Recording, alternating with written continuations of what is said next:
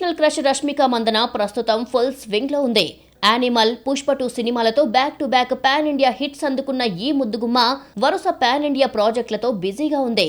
ప్రతి భాషలోనూ సినిమాలు చేస్తూ దూసుకుపోతోంది.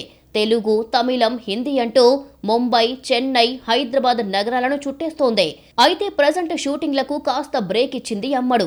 ఇటీవల జిమ్ లో వర్కౌట్స్ చేస్తుండగా రష్మిక కాలికి గాయమయ్యింది. ఇంకా ఆ గాయం నుంచి కోలుకోలేదు. రీసెంట్ గా తాను నటించిన బాలీవుడ్ ఫిలిం చావా ప్రమోషన్స్ లో కుంటుతూ కనిపించింది. దీంతో ఆమె అభిమానులు త్వరగా కోలుకోవాలని కోరుకుంటున్నారు. ఇదిలా ఉంటే తాజాగా తాను ఈ స్థాయికి రావడానికి ఎంతో త్యాగం చేయాల్సి వచ్చిందని కాస్త ఎమోషనల్ అయ్యింది రష్మిక. ఓ ఇంటర్వ్యూలో మాట్లాడుతూ తన ఫ్యామిలీని ఎంతగానో మిస్ అవుతున్నానని బాధని వ్యక్తం చేసింది.